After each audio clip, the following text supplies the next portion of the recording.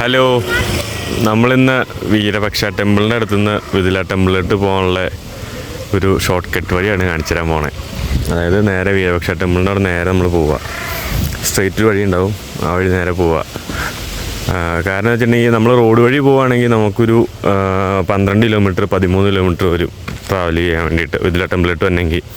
ഈ വിതില ടെമ്പിൾ നിങ്ങൾക്ക് മനസ്സിലായോ? അതായത് നമ്മൾ 50 രൂപ നോട്ടിൽ കാണുന്നില്ലേ ഒരു ബാക്കിലുള്ളൊരു പടം, അത് ശരിക്കും വിതില ടെമ്പിളിലത്തെ ആ ഒരു ഫോട്ടോയാണ് ശരിക്കും ആ നോട്ടിൽ ബാക്കിൽ വെച്ചേക്കുന്നത്. ജസ്റ്റ് അവിടെ ചെല്ലുമ്പോൾ ഞാൻ കാണിച്ചു തരാം. ഇപ്പോൾ നമ്മൾ നേരെ വിതില ടെമ്പിളിലോട്ട് പോകുന്ന വഴിയൊക്കെ നല്ല രസമുള്ള വഴി കേട്ടോ. ചെറിയൊരു മഴയും കൂടി കിട്ടുവാണെങ്കിൽ അടിപൊളിയാണ്. ഞാൻ കാണിച്ചു തരാം. കുറച്ച് കാര്യങ്ങൾ കാണാനുണ്ട്. കൊട്ടവഞ്ചിയും കാര്യങ്ങളൊക്കെ അവിടെയാണ് കൂടുതലുള്ളത്. അപ്പോൾ നമുക്ക് നേരെ വിതില ടെമ്പിളിലോട്ട് പോകുന്ന വിശേഷങ്ങളും കാര്യങ്ങളും കാണാം. ഓക്കെ, ആട്ടുംകൂട്ടാണ് ഈ പോണത്. ഈ പോണ ഏതാണെന്ന് എനിക്ക് മനസ്സിലായില്ല. ഇതേതയാണ് നിങ്ങൾക്ക് കണ്ടിട്ട് മനസ്സിലായോ? പുള്ളി പോണ കണ്ടോ? എന്നാ പരിപാടി ഇതുണ്ടോ? ഇവർ നേരെ അങ്ങോട്ടേക്കാണ് പോണേ, ആ ഫ്രണ്ടിലിട്ട്. രാജിനി അവിടെ കുറേ പുല്ലും കാര്യങ്ങളൊക്കെ ഉണ്ട്. ഞാൻ ഒരു തവണ പോയത് അതിക്കടെ. ഞാൻ ആദ്യം വിതില ടെമ്പിൾ കാണാൻ വേണ്ടി പോകുന്ന നേരത്ത് ആ വഴിയാണ് പോയത്. വഴി മാറിപ്പോയത് കേട്ടത്. അത് കഴിഞ്ഞിട്ട് പിന്നെ അതിക്കടൊക്കെ ഇറങ്ങി ചുറ്റി കറങ്ങിപ്പോയി. ഇന്ന് നമ്മൾ നേരെ വഴി പോണേ. ശരിക്കും നമുക്ക് പോകേണ്ട റൂട്ട് ഏതാട്ടോ? ലതിക്കയാണ് പോകേണ്ടത്. ഇതേ വഴി അതിക്കടെ ഇങ്ങനെ വഴിയുണ്ട്. അത് ഞാൻ കാണിച്ചു തരാം. നമ്മളിത് എവിടെ നിന്നാണ് നമ്മൾ വന്നത്. ഞാനിപ്പോൾ കാണിച്ചു തരാൻ നിങ്ങൾ ഉദ്ദേശിച്ചത് എവിടുത്തെ ഒരു ഇത് കാണാൻ വേണ്ടിയിട്ട്. ഇപ്പോൾ ഇവിടെ നോക്കി കാണാൻ പറ്റുമോ? അടിപൊളിയാണോ? ഓക്കെ, ഇത് കണ്ടോ?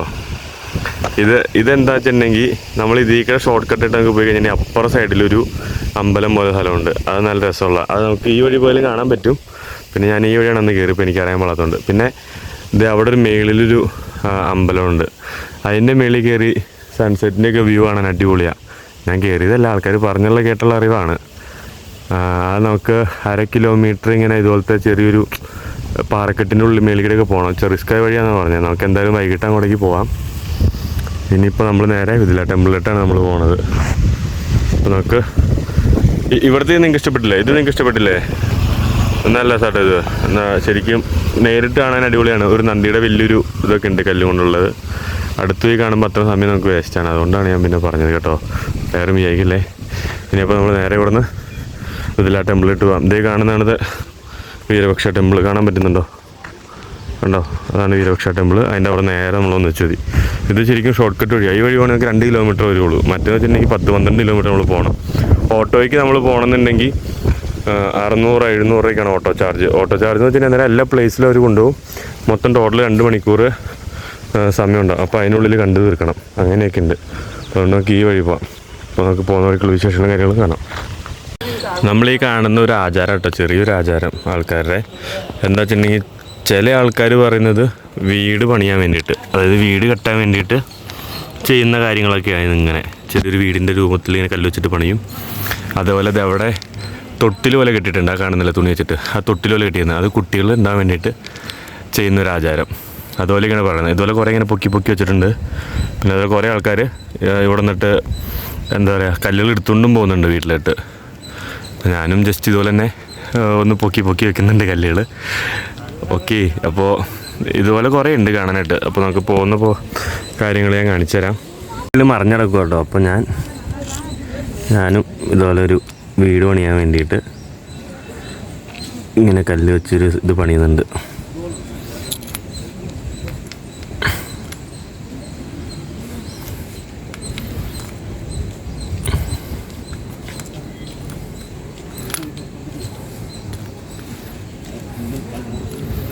രണ്ട് നില വീട് പണിയാൻ വേണ്ടിയിട്ടല്ല കേട്ടോ. ഞാനിങ്ങനെ ജസ്റ്റ് ഇങ്ങനെ വെച്ചെന്നുള്ളൂ. നമുക്ക് നോക്കാം. ഒരു നീട്ടത്തിലുള്ളത് കിട്ടുവാണെങ്കിൽ അടിപൊളിയായിരുന്നു. ഇവിടുന്ന് കടമെടുത്താലോ? ആരെങ്കിലും വീട്ടിൽ നിന്ന് കടമെടുക്കാമല്ലോ. ഇവിടെ പൊളിഞ്ഞ് വേറെ ഒന്നും കിടക്കുന്നുണ്ട്. ഞാനിത് കടമെടുത്തു തൽക്കാലത്തായിട്ട്. ഓക്കെ, ഇതാണ് ഞാൻ ചെയ്ത് വെച്ചേക്കുന്നത്. നമുക്ക് തിരിച്ചു വരുമ്പോൾ നോക്കാം. ഈ വഴി വന്നെങ്കിൽ തിരിച്ചു വരുമ്പോൾ നോക്കാം കേട്ടോ. ഓക്കെ, വേണമെങ്കിൽ പേര് എഴുതിയിട്ടേക്കാം. ഓ പേര് എഴുതാൻ പറ്റില്ല ഇതിനകത്ത്.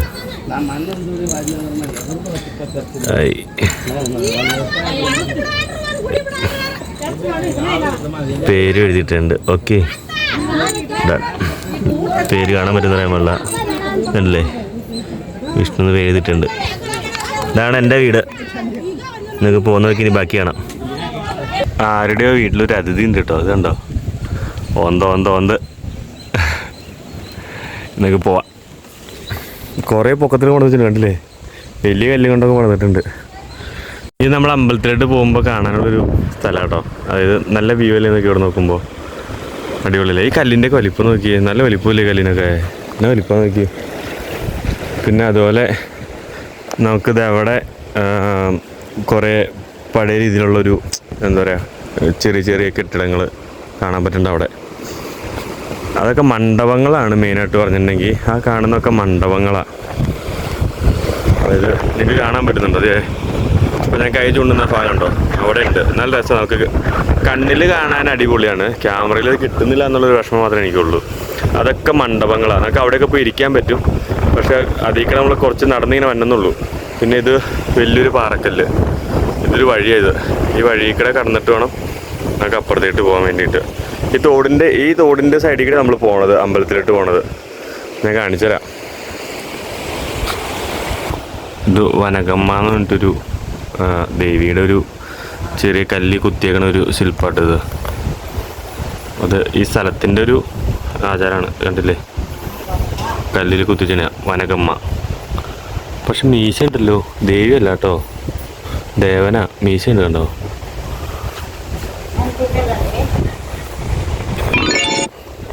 എന്താണ് ഞാൻ പറഞ്ഞത്? പുഴയുടെ സൈഡിൽ കൂടെ പോകുന്ന വഴി ഉണ്ടോ?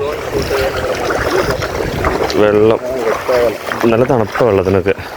ശരിക്കും വെള്ളം ഒന്ന് കുറഞ്ഞിട്ടുണ്ട്. ഞാൻ ആദ്യം വന്ന സമയത്ത് നമുക്കൊരു ഈ കല്ലിൻ്റെ ഇവിടെ വരെയൊക്കെ വെള്ളം ഉണ്ടായിരുന്നു.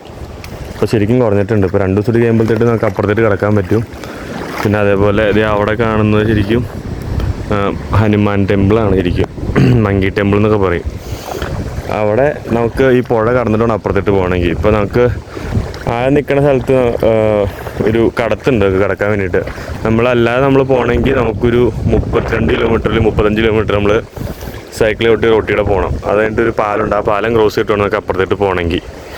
ഇതിപ്പോൾ വെള്ളം കൂടുതലായതുകൊണ്ടാണ് അത് നിർത്തി വെച്ചേക്കുന്നത്. ഇനിയിപ്പോൾ 2 ദിവസത്തിനുള്ളിൽ ശരിക്കും വെള്ളം കുറയുമെന്ന് വിചാരിക്കണം. പിന്നെ ഇവിടെയാണ് കൊട്ടവഞ്ചികൾ കൂടുതലുള്ളത്. ഞാൻ കാട്ടിത്തരാം. കൊട്ടവഞ്ചികൾ മേളിൽ വെച്ചിട്ടുണ്ട്. പിന്നെ ഇതൊക്കെ കണ്ടില്ലേ? നല്ല രസമാണ് ഇവിടെ കാണാൻ. ആ കാണുന്നൊരു അമ്പലം കേട്ടോ. അവിടെ പ്രാർത്ഥനയും പൂജയും കാര്യങ്ങളൊക്കെ ഉള്ളതാണ്. ഞാൻ ഫസ്റ്റ് ഇതിൽ വന്ന സമയത്ത് ഇവിടെയൊക്കെ ഫുള്ള് വെള്ളമായിരുന്നു. മൊത്തം വെള്ളം കയറിയതായി കയറുന്നു. പിന്നെ ഇതുണ്ടോ? ഇതൊക്കെ ഇങ്ങനെ കുറേ അമ്പലങ്ങളും കാര്യങ്ങളൊക്കെയാണ് ഈ കാണുന്നത്. അമ്പലത്തിന് കല്ലുകൾ വെച്ചിട്ട് ഇങ്ങനെ ഒരു പ്രതിഷ്ഠ പോലെ വെച്ചേക്കുന്നതാണത്. എല്ലാ സ്ഥലത്തും ഉണ്ട്, മിക്ക സ്ഥലത്തും കാണാനുണ്ട്. പിന്നെ ഇങ്ങോട്ടേക്കൊക്കെ നമുക്ക് ഇറങ്ങിപ്പോവാം. പക്ഷേ പോലീസുകാരൊക്കെ അവിടെ നിൽപ്പുണ്ട്. സീന ഇതൊക്കെ എന്തൊക്കെയാണ്? വെള്ളം ഇറങ്ങി കഴിഞ്ഞാൽ ശരിക്കും കാണാൻ പറ്റിയാനെ. നമുക്കപ്പോൾ ഇനി അങ്ങോട്ടേക്ക് പോകുമ്പോൾ വിശേഷങ്ങൾ കാണാം.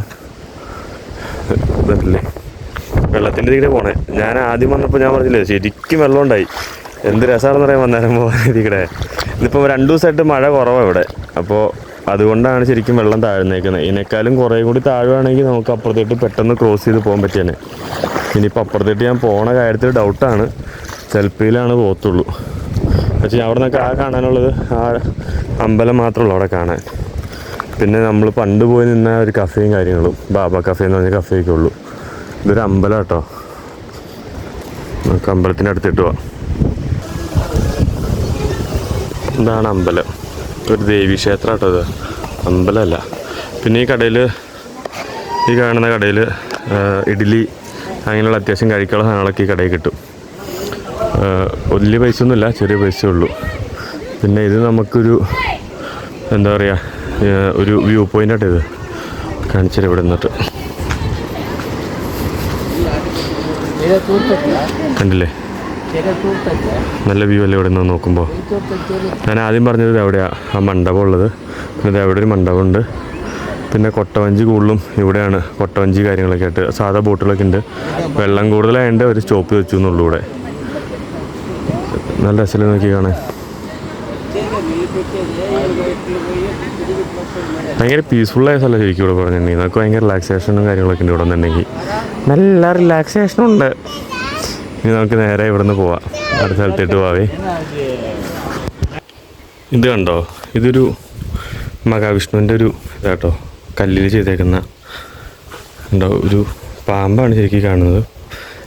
പാമ്പത്തിന് പാമ്പിൻ്റെ ഒരു കല്ലിനകത്ത് ചെയ്തേക്കുന്നത്, മഹാവിഷ്ണുവിന് കിടക്കുന്നത് അനന്തശൈലോ അങ്ങനെ എന്താണ് എൻ്റെ പേര്, എനിക്ക് കറക്റ്റായിട്ട് അറിയാൻ പാടില്ല. എന്തെങ്കിലും പറഞ്ഞാൽ തെറ്റിന് ക്ഷമിക്കണം. പിന്നെ ഇതൊക്കെ പണ്ട് എന്താ പറയുക അമ്പലങ്ങളായിരുന്നു, ഇവിടെ പൂജയും കാര്യങ്ങളൊക്കെ ഉണ്ടായിരുന്നതാണ്. പിന്നെ കാലക്രമേണ അത് നിന്നു എന്നുള്ളൊരു ഇതുള്ളൂ. കണ്ടില്ലേ, കുറേയൊക്കെ നശിച്ചു പോയി മീൻസ് ഇപ്പം എന്താ പറയുക, ഈ ഇതൊക്കെ കാണുന്ന ഓരോരോ ശില്പങ്ങളിങ്ങനെ കുത്തി വെച്ചിട്ടുണ്ടായിരുന്നതാണ്.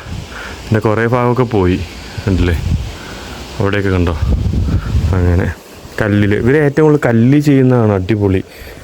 അതായത് ഫുള്ള് ഇങ്ങനെ കൈക്ക് ചെയ്യുന്ന കാര്യങ്ങൾ ഇതൊക്കെ, വേറെ മെഷീനോ കാര്യങ്ങളൊന്നും ഇല്ലാതെ ഫുള്ള് കൈക്ക് ഇതുണ്ടോ. പിന്നെ അതേപോലെ തന്നെ ഒരു മഹാവിഷ്ണുവിൻ്റെ ഒരു അമ്പലം തന്നെയായിരുന്നു ഇത്. കാരണം വെച്ചിട്ടുണ്ടെങ്കിൽ അകത്ത് നമുക്ക് കാണാൻ പറ്റും. കണ്ടോ, ഒരു മഹാവിഷ്ണുവിൻ്റെ കല്ലിൽ കുത്തിച്ചിരുന്ന രൂപം കണ്ടോ. അത് സംസ്കൃതത്തിലൊക്കെ എന്തോ എഴുതി വെച്ചിട്ടൊക്കെ ഉണ്ട് ഇവിടെ, കണ്ടില്ലേ. നിങ്ങൾക്ക് ഇനി അടുത്ത സ്ഥലത്തിട്ട് കേട്ടോ.